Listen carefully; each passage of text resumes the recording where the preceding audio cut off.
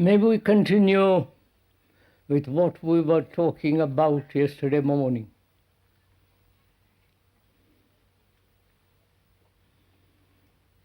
Before we go into that, may I point out that one should have quite a bit of skepticism, doubt, not accepting what the speaker is saying, but questioning, investigating, inquiring into what he is saying or what we are thinking ourselves, if there is any truth, if there is any falsehood, or if what is being said is factual, which is applicable to daily life. So, if one merely accepts words, as most of us do, we are a collector of words and phrases, and thereby we miss a great deal. So what we are talking about is that that self-knowledge, that is knowing oneself, is the greatest importance. Not according to some psychologists, analysts, or according to the speaker, but knowing oneself actually as one is. Not denying nor accepting what is, but observing, looking into oneself very, very deeply, and whether what you find in yourself, not according to somebody else, but actually for yourself, what you see and what you perceive in your actions, in your reactions, and so on, to be aware of that, to know oneself. Knowing oneself implies, doesn't it, not having known and recognizing what is. It is to discover oneself anew each time, not according to a remembrance of something that you have seen before in yourself and recognize it and keep on recognizing all the time. I hope I'm making this clear. That is, I want to know myself. Because if I don't know myself, there is no possibility of right action, right behavior, or I have no foundation for any clarity. One can deceive so immensely, live in a kind of illusory world, a make-believe world. But to know oneself so completely frees the mind from all its entanglements, from all its worries, its everlasting chattering, and so on. In that inquiry, we were saying yesterday, we are driven by language. Language uses us rather than we use language. We went into that very thoroughly yesterday. And also we said that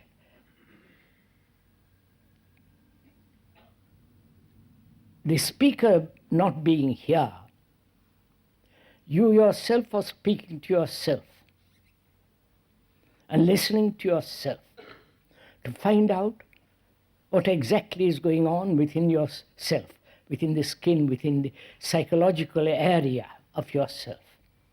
We know very well what's happening around us, at least if you're fairly well informed. But very few of us know exactly where we are, what our reactions are, and if it is possible to go beyond them. And also we were saying yesterday that the basic root of fear in which most of us live is time. Chronological time, as yesterday, today, and tomorrow, and also the whole movement of thought. Those are the two factors which bring about fear. And the other factor in that is remembrance. The remembrance of a past fear and holding on to that remembrance and projecting a future fear. We were talking about that yesterday. So if we may, we'd like to go into further factors of ourselves.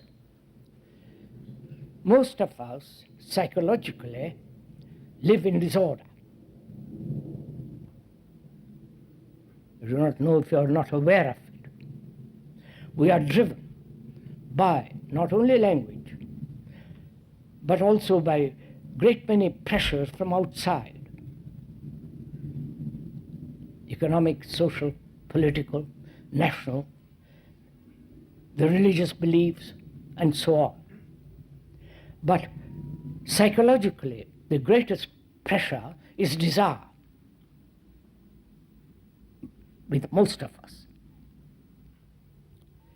As we said yesterday, please, we are communicating with each other.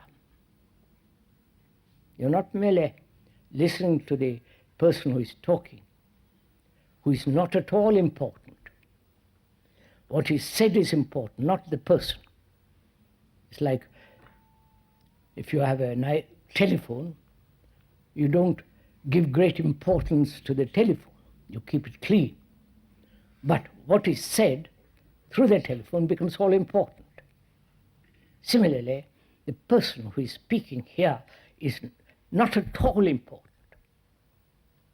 I would like to point this out over and over again. The person is not important at all. But what is said is important. So your admiration for the person, or your dislike of the person, or your this, that, all that nonsense is very little importance. You don't, if you have good telephone, you don't smash it. You keep it clean. You respect it. But the telephone itself is no value at all. But what is said through the telephone becomes significant. Similarly, here, the person is not important. Having understood that clearly and definitely, we are saying we live in disorder. Psychologically, we may have orderly room, do proper exercises, do so-called yoga. I won't go into that word, what it means, how it began, and all the rest of it. It's not the moment. But we keep order outwardly, apparently, but there is disorder, astonishing disorder in the world. Perhaps that disorder is brought about by each one's psychological disorder. Disorder means contradiction in oneself, thinking one thing, doing another, saying one thing and do the opposite of what you have said, or being uncertain, not clear, contradictory, and so on. All that indicates disorder. And also, where there is contradiction, there must be effort. Where there is division, there must be conflict, and so on. All that is a state of disorder in which we live. That's an obvious fact.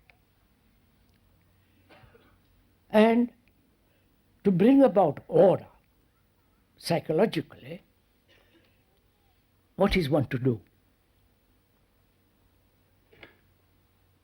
I hope you are challenging yourself and not accepting my challenge. Knowing consciously, aware that one is in disorder psychologically, what is one to do? How is one to bring about order? Because without order, psychologically as well as outwardly, one must live in chaos. As the world more and more is becoming chaotic, destructive, violent, which shows a great deal of disorder in the world. And perhaps that disorder is projected by each one of us, because we live in disorder. So, we are asking, how is one to have complete, total order in oneself? Is that possible? Where there is order, there is tremendous energy. Where there is disorder, there is the dissipation of energy, wastage of energy. So we're going to inquiring together. I'm not inquiring into myself, but we are together inquiring, exploring into this question, what is order, and can there be order without understanding disorder? So we're inquiring together to find out this actual state, the fact that we live in disorder. Is that a fact, not a verbal description of the disorder. The word is not the thing. The description of the disorder is not actual disorder. The description of a mountain, however beautifully painted, the beauty of the valley, the light, the snow, these lines against the sky, the whole sense of dignity, beauty of that mountain can be described most beautifully. But the description is not the actual fact. For most of us, description is sufficient. And so we are caught in the description, not with the actual fact. So when we are asking, what is disorder? Is that an idea of what you think should be order, and in comparison with what you think should be order, there is disorder, which again is total disorder? I hope you are following all this. So we are going to find out what is disorder, and having an insight, a quick perception of the whole structure of disorder, then out of that comes order. That order is not according to a pattern, according to a blueprint, according to some sage or some philosopher or some religious quack. And most religious priests and hierarchy and all the rest of it are super cracks.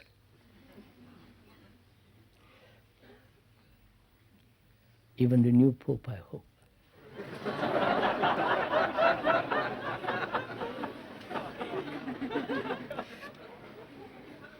So,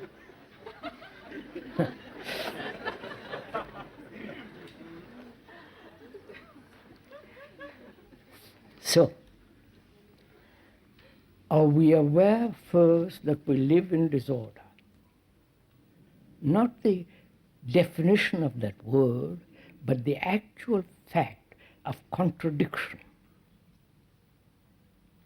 of division. Me and mine and you and yours, we and they, and all that division that goes on within ourselves, the constant conflict. All that indicates disorder. And how do you observe that disorder? Say, for example, as we took yesterday, attachment of in any form is a factor of disorder, and also a factor, as we pointed out yesterday, as we discovered yesterday, part of fear. So, attachment to a person, to an idea, to a conclusion, to a past memory, to a piece of furniture, and so on, does breed disorder. Do we see that fact? And the freedom from attachment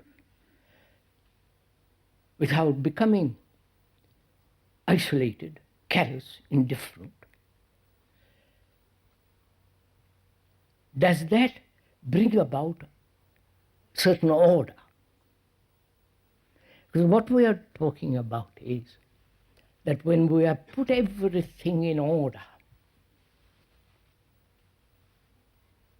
then there is great deal of energy, tremendous energy.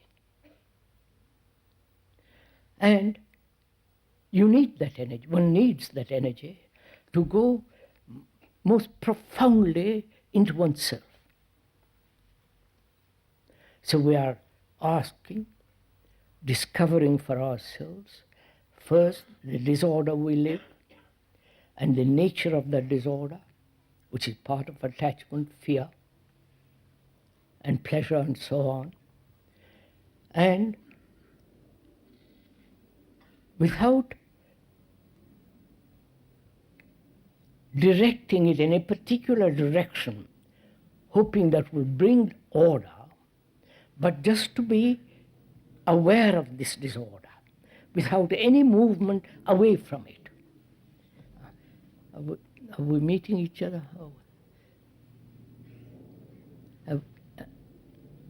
Does the speaker making the thing clear? That is, may I go into it? All right. Suppose I live in disorder, inwardly.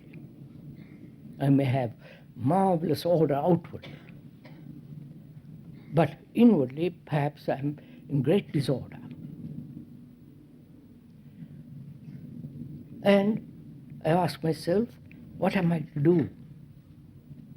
Is that disorder different from me? Or I am that disorder?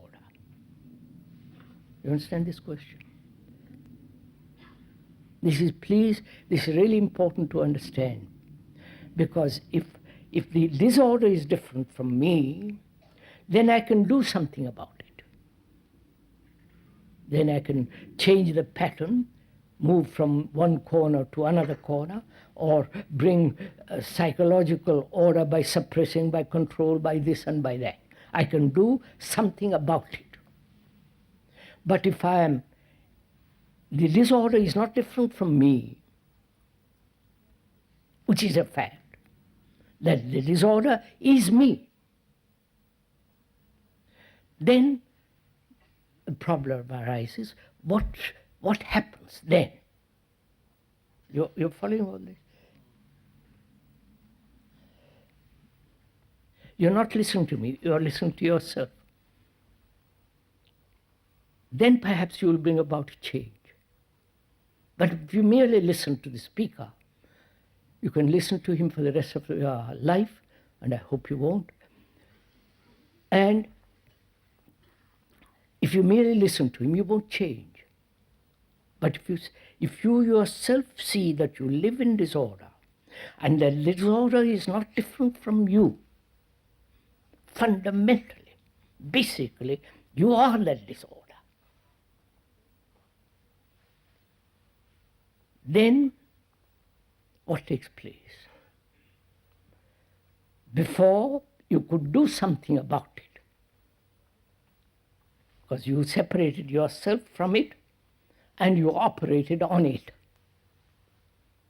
And therefore, in that there was constant conflict, betrayal.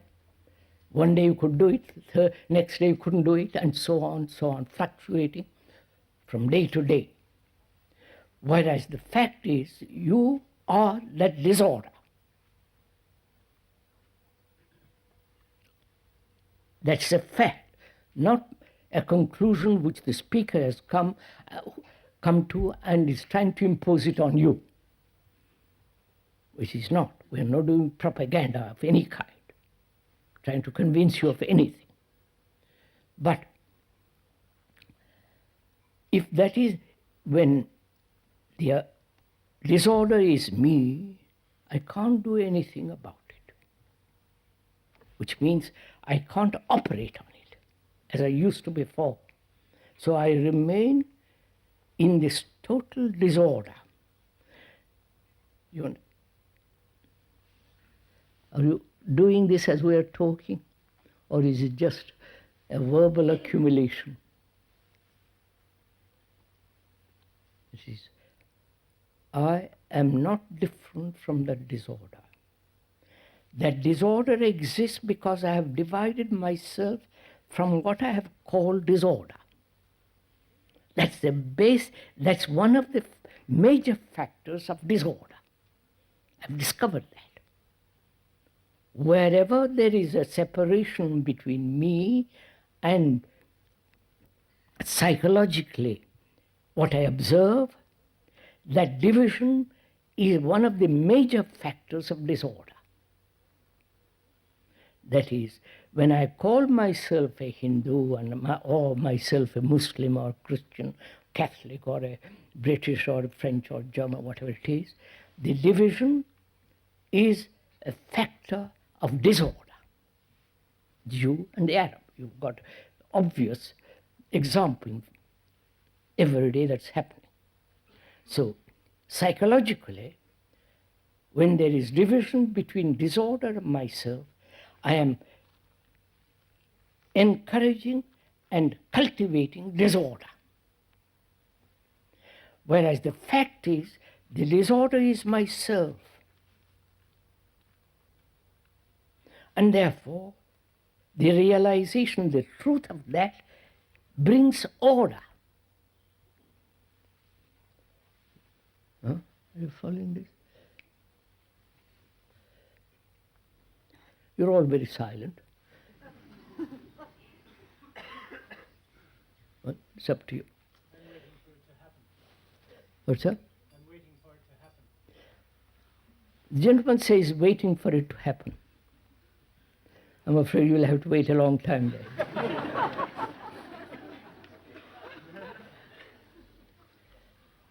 It's a fact. It can't happen to you. You yourself see what's going on. Therefore, the actual fact, the truth of the matter, frees the mind from disorder, which is the cause of this disorder is the separation from as me and different from disorder. You understand? So, similarly, can we bring order in our life? That is, to learn the art of putting everything in its right place. That's order. But you cannot put things in their right place unless the man who puts the thing in the right place is also very orderly. You understand? Naturally. So we are trying to find out what is order and what is disorder. Disorder can be dissolved only when there is division between me and the other ceases to be psychologically. And one has to learn the art of putting things in their proper place. Money, which most of us, if they have lots of it, cling to it.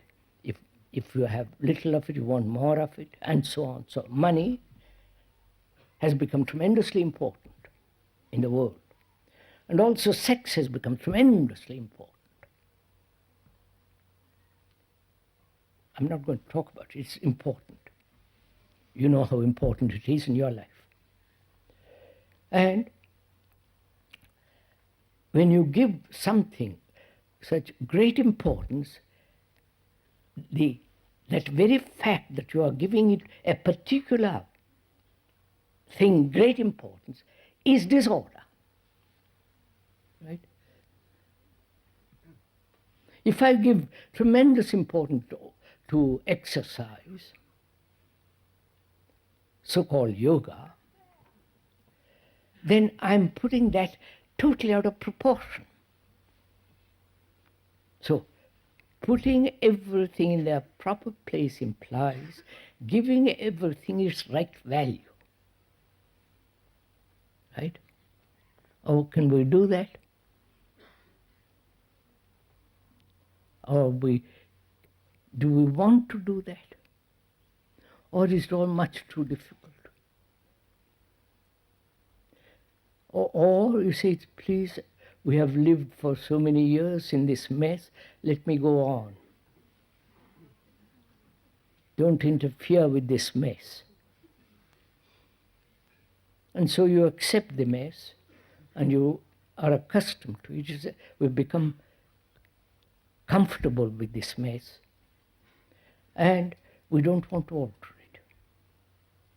But a man who is seriously concerned, not only with the world outside of us, but also inwardly, to give money, sex, everything their proper place, is to learn the beauty of freedom. Without that, there is no freedom. So, then next problem is we live under great pressure, more and more. Pressure, institutional pressures, political pressures, economic pressures, social and so on, so on, so on.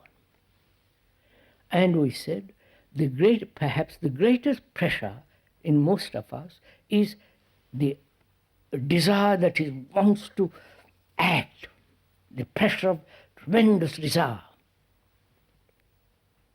Right? Are we following what? May I go on?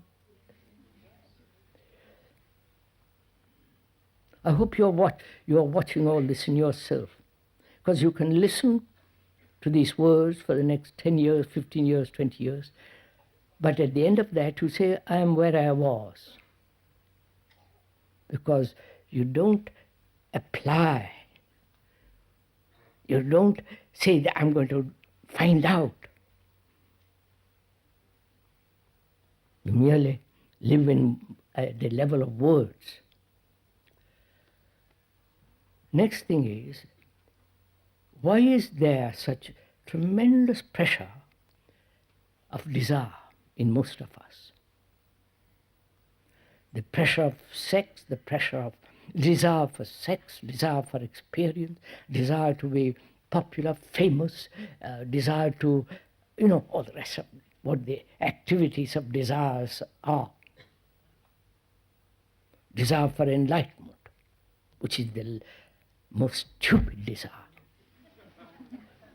Because enlightenment doesn't come through desire. You may go to all the highest peaks in the Himalayas, but you will never find illumination there. It is where you are. not in India or in Japan or in some other place, or even Rome. Sorry, I talk about Rome because I've just heard this morning about the Pope being elected.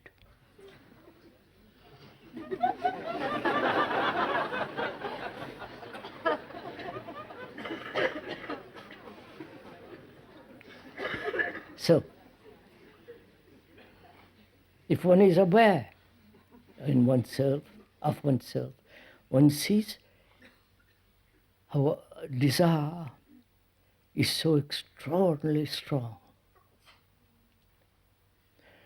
Desire for power, to dominate people.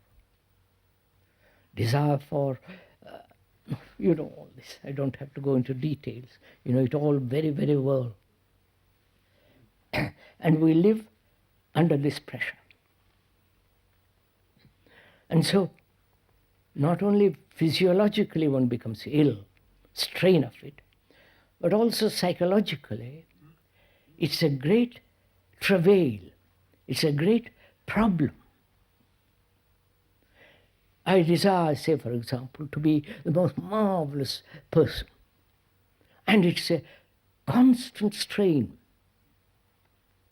to become somebody, to be somebody, to achieve a result. So one can see desire without being understood the whole nature and structure of desire is one of the factors of disorder. Right? Do we see that? Please, don't accept what I'm saying. That's totally unimportant. Is that in yourself a fact which you have discovered for yourself? Say that desire, in all its multiple forms and multiple expressions, does breed confusion, does breed disorder. Right? And most people have said controlled desire, suppressed desire, or fulfilled desire. Go to the extreme of desire. They have done all these tricks. Talk to any monk and they will tell you we must suppress any desire, carnal desire, or any form of desire in order to serve God, or whoever God is. And so there is always this suppression, control, constant conflict. You desire something, you suppress it, you rationalize it, you control it, you run away from it, and so on. So what we are trying to do, what we are saying is, let's find out the nature of desire, how it arises, and whether we can give desire its proper place and not in any way suppress it, control it, destroy it. Right? Can we go? We're going to go into that. So one must find out the whole nature and the structure of desire. Find out for oneself. Not be told what is the nature and structure of desire. Then if you accept it, you'll come back next year or next 30 years and say, well, that's exactly where I am. I began and you have left me where I was after 30 years. Because one has lived on words, not actually gone into it for yourself. Why has desire become so extraordinarily important? It is encouraged through education. In every form, society, all things around us encourage this process of desire. I want to find out why desire has become important in oneself and what is desire. So I must first understand the nature of sensation, right? Sensory perception, senses. I must understand the way of the senses. Well, may we go on?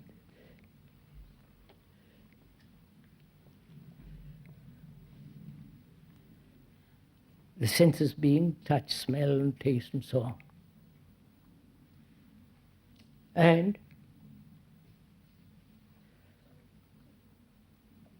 we never function with all the senses in operation.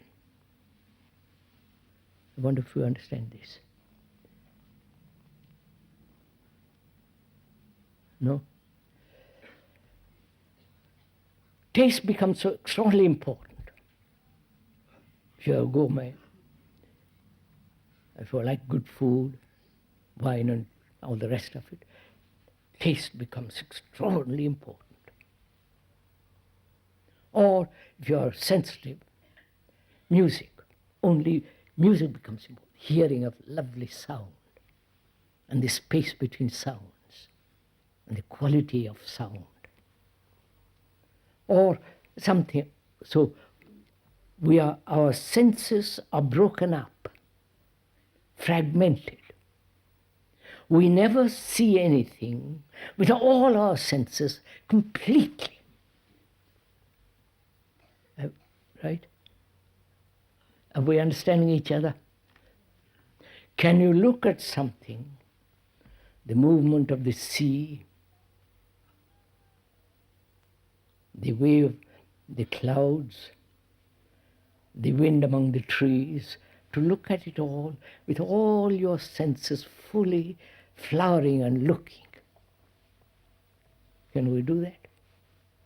Then when you do that, you will see as a test, you're not accepting what I am saying. Test it for yourself. Then you will see that there is no center from which you are observing. There is no division caused by the center who say, I am different from that. When you observe things totally, a woman or a man or a child, or your girlfriend, husband, wife, with all the senses awakened, then there is no one particular sense demanding an action. You're following all this? Are you doing it as we are talking about it? So, senses have their right place, but they become destructive, divisive, and conflicting when one particular sense is developed and the others are dormant or semi-dormant. Whereas when you observe something entirely with all your senses, then there is no division in yourself. So, desire is part of the sensations, is the beginning of sensation. Right? That's a fact, isn't it? See a beautiful woman or a man or a child or a car or a mountain or a lovely proportioned house or a garden, and perception, sensation, and the desire arises, right? And the desire, that sensation, perception, sensation, creates the image, and then desire begins to operate. That's the whole movement of desire. This is a simple, obvious, daily fact which you can observe if you are paying attention. So, where does the conflict, the trouble, the confusion begin? In the movement of desire. Right? You following? Say, for example, I see a beautiful tree or a lovely garden. I've got a piece of land, and I like to have such a beautiful garden myself. That is, there is perception, sensation, the image making, which is thought, right? And then thought pursues that which it has observed, which it has pleased. So, wherever there is the movement of thought with regard to sensation, then desire brings conflict. Are you understanding this?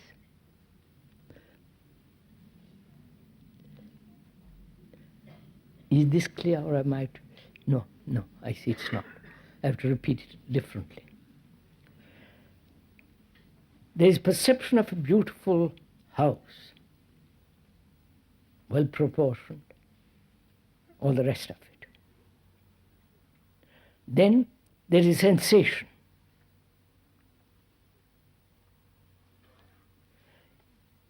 That's normal. That's essential. Otherwise I'm blind. My senses are not acute, aware. But the trouble begins the moment thought creates the image of owning a house like that and working for it, identifying oneself with that house, and so on. So where thought begins to interfere with the perception, then there is division, then desire begins. You followed this? Is this clear? No, not what I'm saying, for yourself.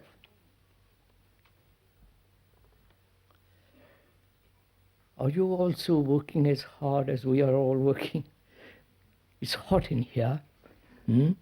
Are you working as hard? I hope so. It doesn't matter. It's up to you. So, the question is, it's natural to have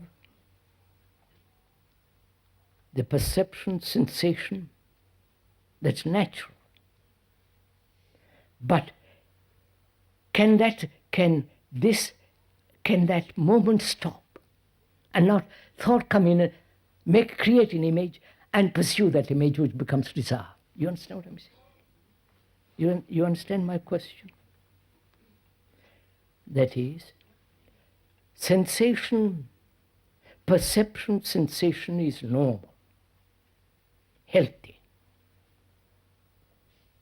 But when thought comes in, creates the image, then the image is pursued as desire, then the trouble begins. Haven't you noticed in yourself? You can see a beautiful car, and there's sensation, and the image that you're driving it, the power you have, and all that.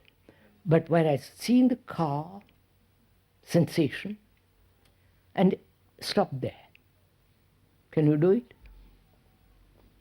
You try it. And see what is involved in it. In that there is no control. You see the whole implication of desire. How it arises, how thought then creates the image and pursues it. Whereas perception, sensation, and looking at the car, or the mountain, the girl, or the boy, or whatever it is, then there is no conflict, there is no suppression of desire. Then you have the enormous energy that has been used up by the movement of thought as desire. Well, is it clear? So, next point is, we are investigating into ourselves. Why do we live so greatly on remembrances? You understand my question? Why human beings live in the past, which is to remember, right? You all look so puzzled.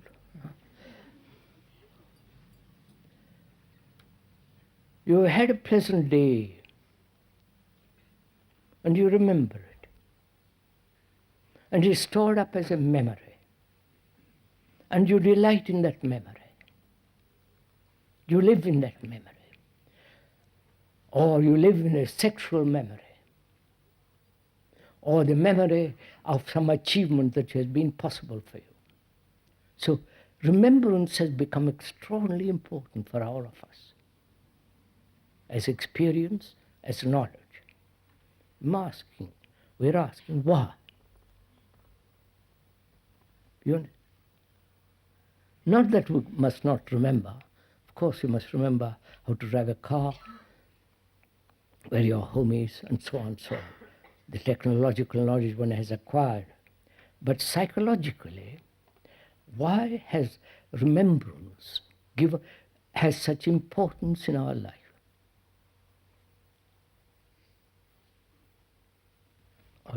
Right? You're asking this question yourself. So what is remembrance? What is the factor of remembrance? There was an incident that was pleasurable or painful, an event that brought a smile or a tear, and that is registered in the brain, right? Natural. This is simple. And that registration becomes the memory. That registration is the remembrance of that delightful event or that painful event. Now the question is, why should we register psychologically anything? You understand my question? I have put a question. Why should the brain register an event which was painful or pleasurable? It may register things that are dangerous, right? Like a precipice, like a dangerous animal, a dangerous snake, a dangerous person, a crook, and so on, may register. Those are obvious daily facts. But why should the brain register the hurt, the flattery, the insult, the feeling that you are this and all the rest? Why should there be registration psychologically at all? You've got the question? Are we meeting each other?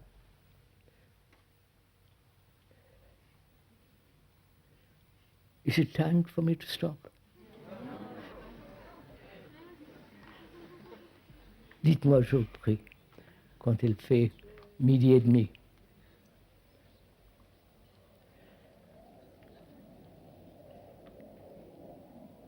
Now we're asking, it is one of the factors of the brain to register of necessity. I must register the technological knowledge if I'm working with machines and so on and so on. I'm also, if I write or if a surgeon, a doctor and so on, it must be registered. But we're asking, why should one psychologically register anything at all? You at least see the question first.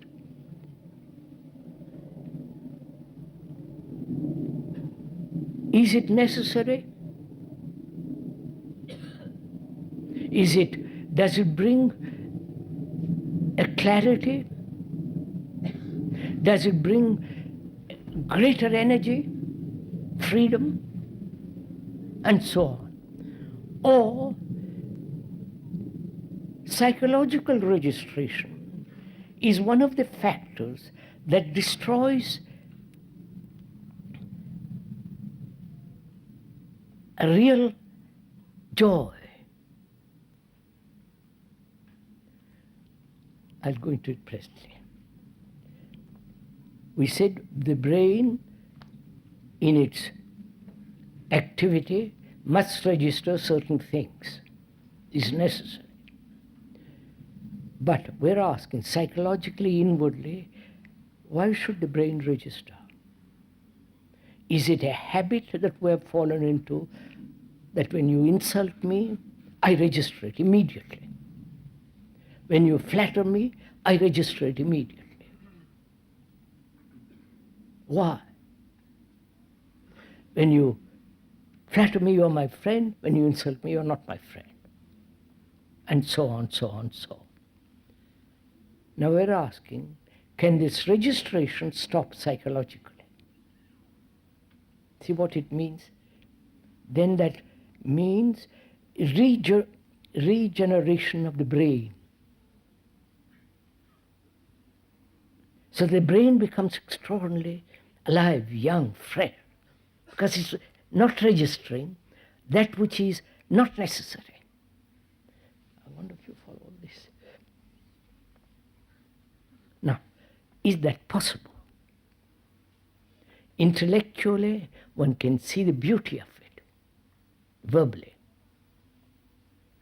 See, by George, most extraordinary, intellectually, to have no psychological registration. Doesn't mean that one is vegetable or empty or all that, but there is a freedom, extraordinary sense of elation, extraordinary sense of youthfulness. Brain doesn't get old, worn out. So one must find out if it is possible. Because as you grow older, the brain gets more and more mechanical, more and more fixed in a groove, in a track, and becomes hard, brittle, not pliable, quick. Now, is this possible? Not to register psychologically at all.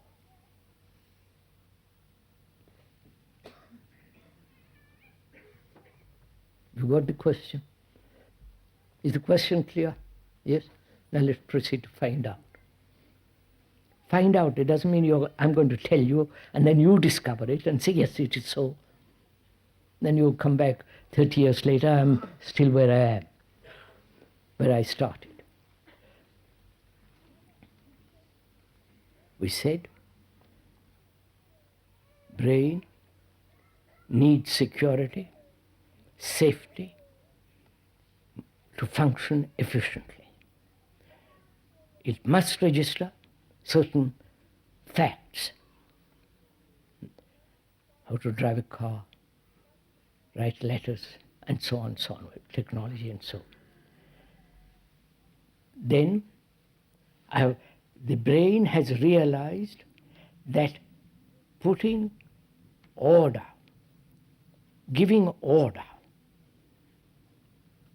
to register only things that are necessary, which is to bring order, right? Then we can proceed to find out why the brain or the psyche psychologically registers. Does it bring safety, avoids danger? Does it prevent further hurts, further distraction, further obstructions, or we have cultivated unconsciously the habit of registering. We have registered there, so why not here? From there we have moved to here, psychologically. From outwardly it is necessary, but psychologically from there we have moved to here. And is that necessary at all? A very simple example. From childhood we are hurt psychologically by parents, by other children, by the school, college, university, if you're lucky, and so on and so on. We are hurt. We are wounded psychologically. And that wound is registered. And having been hurt, there is resistance, isolation, fear, and all the rest of it. Now, is it necessary when you insult me to register at all? You understand my question? Is it possible to prevent registration? You understand my question, I hope, right? It is possible only when you are insulting me or flattering me for all my senses to be awakened and listening. You understand this? Then there is no reception at all. Or is this all Greek?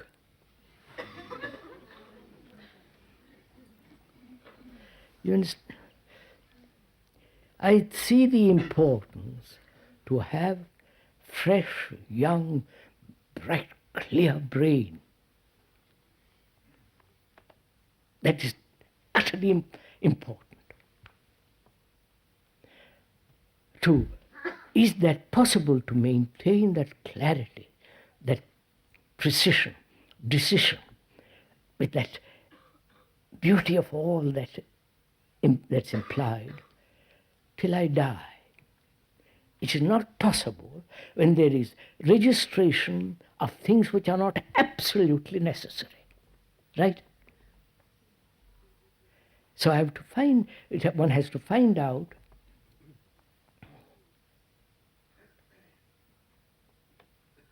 why any form of psychological registration which becomes memory, remembrance, is it possible not to do it? One discovers, if you go into it deeply, it is possible. It is possible only when you are really attentive at the moment of insult, at the moment of flattery. Right? Have you tried this? The other day a man said to me, "You are a damn fool. You are stuck in a rut." Rather impolite, but there it is. So I went to my room and I said, "Is that a fact? I want to find out." One may be stuck in a rut. And one may be a damn fool. One investigates it. And by watching very carefully, you don't register, you listen to the word. You listen to the fact whether you are or not, whether you are stuck in a rut. Are you stuck in a rut? You understand? Are you? No, find out. Don't answer me, please. Somebody calls you what somebody called me, I hope more politely, and you want to find out if it is so. You neither deny nor accept, but just watch it. Find out. If you are stuck in a rut, it's fairly obvious. You soon find out you are in a rut. So, registration does not take place when you are alert, awake, totally aware with all your senses open. There is nothing to be registered psychologically. Will you do it? You won't.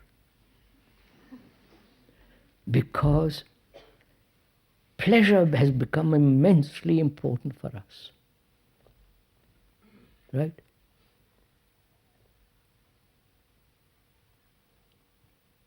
If you observe yourself very carefully, you will see what great part, perhaps the greatest part, pleasure plays in our life. The pleasure to find God or illumination, the pleasure to be free, the pleasure to have money, possessions, lovely wife or husband, and you know all that business. Pleasure of sex, pleasure of power. The politicians with their pleasure of immense power. And so,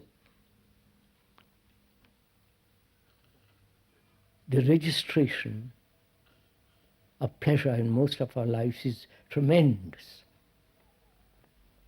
Right?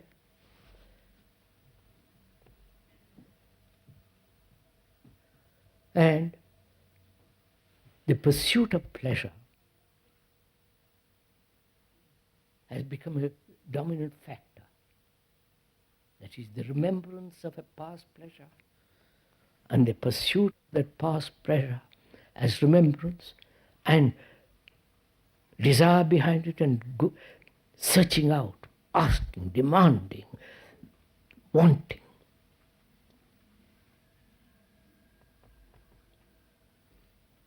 A whole religious organizations are based on that. It's a vast entertainment. It gives great pleasure, which is great sensation that you're in the presence of holy things and so on. So, we said the registration of pleasure of an event that gave you great delight is registered, and the pursuit of it in our life. Now the question is, what is pleasure?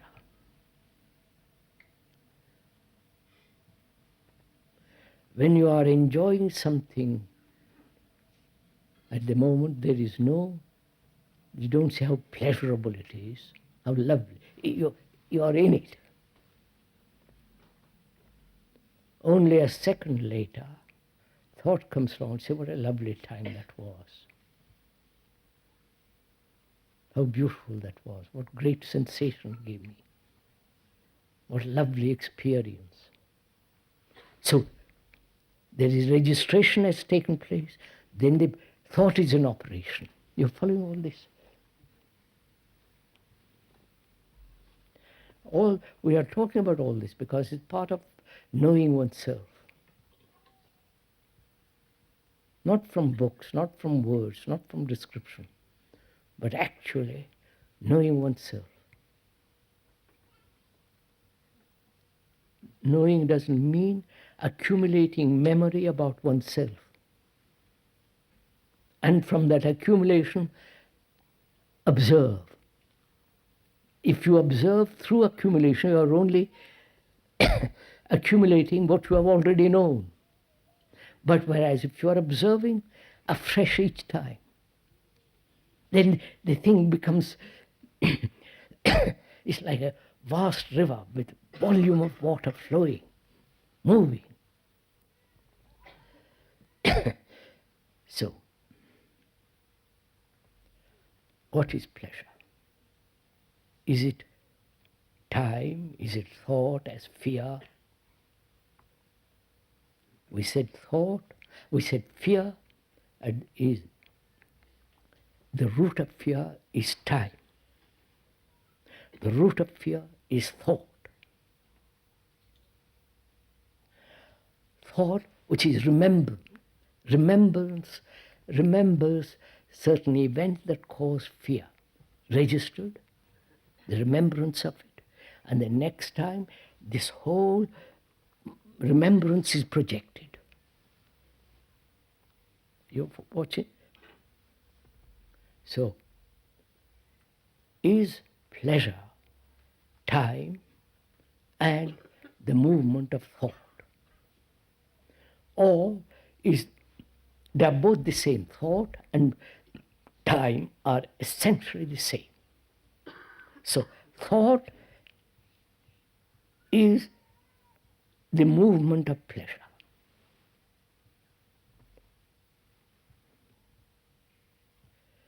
Which doesn't mean we can't look at a beautiful tree and enjoy it. A beautiful personal painting or a lovely valley with all the purple shadows in it. You can look at it. But the moment it becomes registered and a remembrance, it's no longer delight, it becomes a pleasure, which is the remembrance of things that have happened before. Now, if you see the whole nature of this completely, then pleasure has its place, delight, and therefore psychologically, inwardly, there is no registration of that event. The mind then, the brain then becomes extraordinarily alive, young, fresh, without any neurotic reactions. Finished.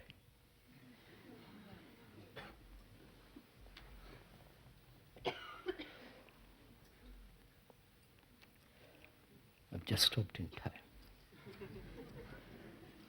Please, if I may request you, don't clap. It's such a, you're clapping for yourself, not for me. Or clap when I'm not here.